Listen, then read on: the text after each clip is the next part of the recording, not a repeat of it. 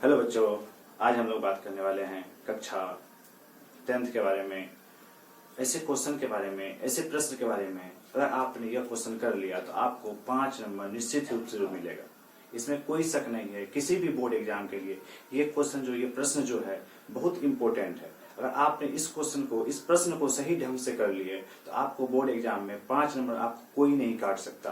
तो आप देखेंगे, हम लोग ऐसे कक्षा 10th के बारे में, एनसीईआरटी के बारे में देखते हैं। प्रश्न वाले 3.3 का 5 नंबर जो क्वेश्चन है, ये क्वेश्चन इतना इंपॉर्टेंट है। अगर आप लोगों ने किसी भी बोर्ड एग्जाम के लिए, ये VVI है बच्चों, क्या है VVI है या मोस्ट इंपोर्टेंट कर सकते हैं। वेरी वेरी इंपॉर्टेंट क्वेश्चन है।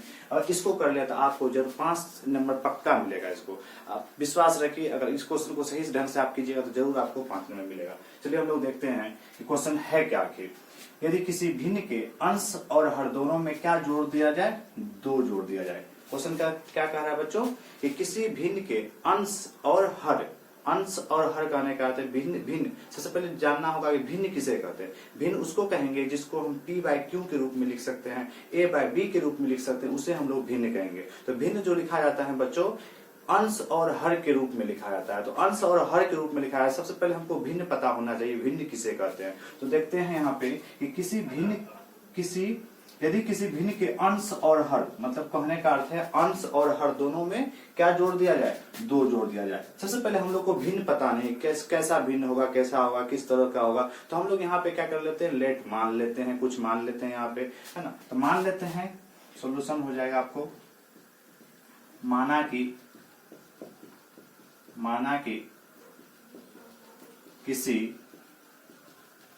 भिन्न का अंश को क्या मान लिए? x मान लिए। और उसी भिन्न का हर को क्या मान लिए? हम लोग y मान लिए। तो मेरे लिए भिन्न क्या हो जाएगा? मेरे लिए जो भिन्न हो जाएगा, भिन्न बन के तैयार होता है, क्या होता है? अंश बट्टे हर के रूप में होता है।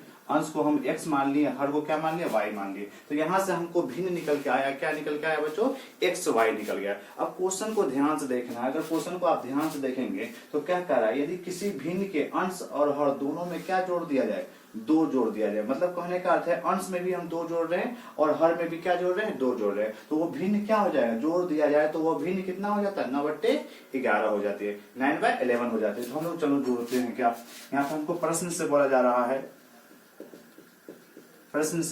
है, कि यदि किसी भिन्न के अंश और हर दोनों में क्या जोड़ रहे हैं? 2 जोड़ रहे हैं। दोनों में क्या जोड़ रहे हैं हम लोग बच्चों? 2 जोड़ रहे हैं, तो वो 9/11 हो जाती है। तो जोड़ दो।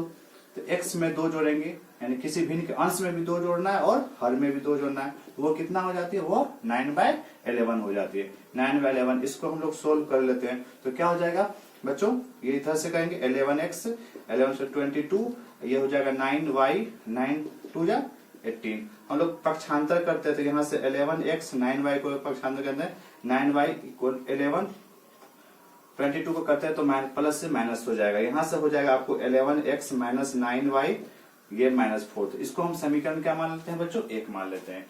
सिमिलरली इसी तरह हम लोग क्या करेंगे, समीकरण 2 निकालेंगे। वहां से आप प्रतिस्थापन, विलोपन, किसी भी एक विधि से x और y का वैल्यू निकाल के हम लोग वो भिन्न हम लोग ज्ञात कर सकते हैं। तो आगे पढ़ेंगे प्रश्न में। यदि अंश और हर दोनों में क्या जोड़ दिया जाए? 3 जोड़ दिया जाए। कितना जोड़ रहा है बच्चों? अगला बार कितना जोड़े थे? 2 जोड़ रहे थे। इस बार कितना जोड़ना है? इस बार 3 जोड़ना है। तो प्रश्न से कहेंगे, फिर प्रश्न से अंश और हर में कितना जोड़ना है? 3 जोड़ना है। क्या बोला? यदि अंश और हर में 3 जोड़ दिया जाए, कितना जोड़ दिया जाए? 3 जोड़ दिया जाए तो वह 5/6 हो जाती है। तो अगर अंश और हर दोनों में हम 3 जोड़ रहे हैं, क्योंकि भिन्न तो मेरा x/y था, तो x में भी हम अंश में भी 3 जोड़ रहे हैं और हर में भी 3 जोड़ रहे हैं। तो भिन्न मेरा कितना हो जाएगा? 5/6 हो जाएगा। 5/6 इसको भी हम जो है ना सोल्व कर लेते हैं। तो ये हो जाएगा 6x, 6 3 जा 18, 5y से 5y, 5 3 जा 15।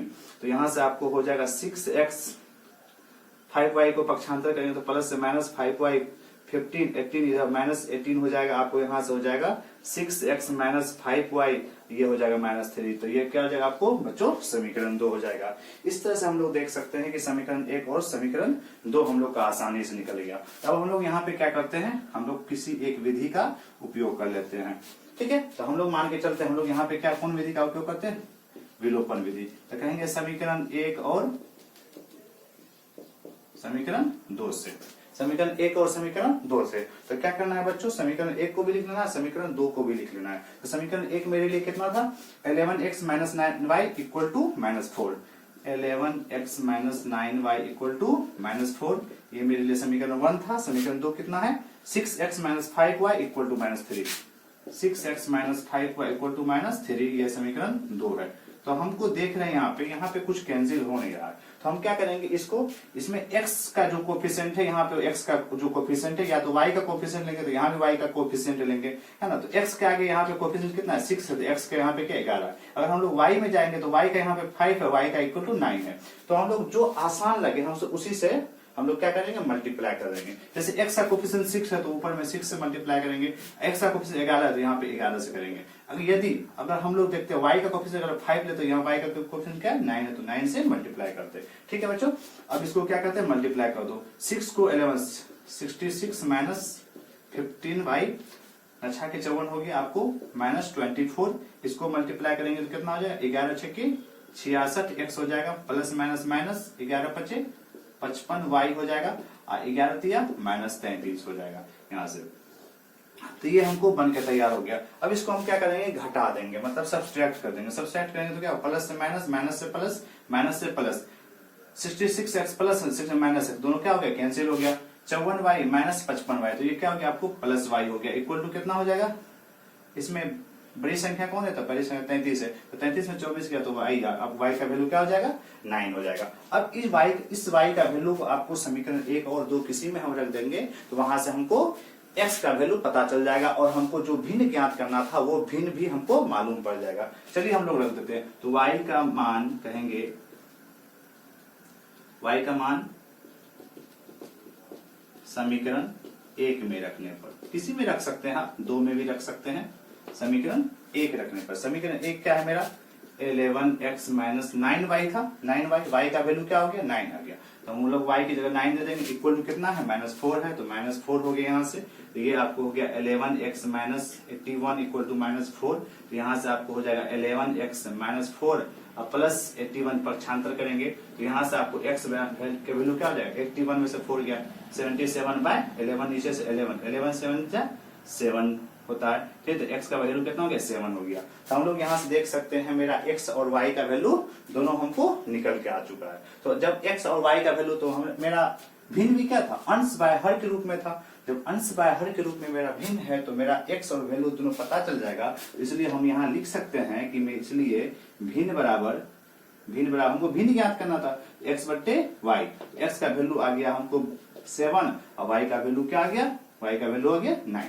इस तरह से हम लोग ज्ञात कर सकते हैं कि वो हमको जो भिन्न ज्ञात करना था, वो हम लोग इस तरह से ज्ञात कर सकते हैं। अगर आपको वीडियो अच्छा लगे, आपको अगर कॉन्सेप्ट समझ में आ रहा है, तो आप सब्सक्राइब कर सकते हैं और लाइक भी कर सकते हैं। अगर नहीं आ रहा है तो आप डिसलाइक कर दीजिए, उसके बाद हम कुछ और सुधार करेंगे। तो इस तरह से ये जो क्वेश्चन है, ये जो बिहार बोर्ड के लिए काफी इंपॉर्टेंट है, यूपी बोर्ड हो गया, क्योंकि ये जो क्वेश्चन अधिकतर बार आपको कितने नंबर में पूछा जाता है बच्चों, ये नंबर पूछा जाता है 5 मार्क्स में, ये क्वेश्चन पूछा जाता है, और एकदम लगातार पूछा जाता है। ऐसा नहीं कि मतलब बहुत दिन के बाद कोई आता नहीं, हर एक साल घुमा के क्वेश्चन इसी को दे देना है। तो ये बहुत ज्यादा इंपॉर्टेंट है, मोस्ट इंपॉर्टेंट क्वेश्चन है, वेरी वेरी इंपॉर्टेंट क्वेश्चन है। ये जो आपको जो है ना, ये आपको 5 नंबर दे के जाएगा, ऐसा क्वेश्चन। अगर आप इसको अच्छे तरीके से कर सकते हैं, तो आप जितना अच्छा तरीके से रिविजन कर सकते हैं उसको कीजिए और इसको अच्छा से बनाइए। Thank you.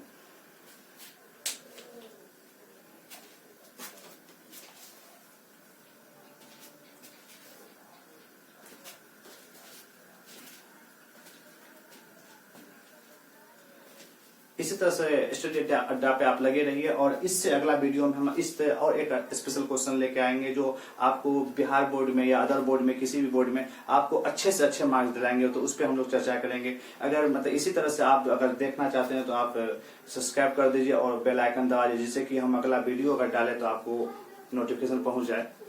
तो अगले वीडियो मिलते हैं।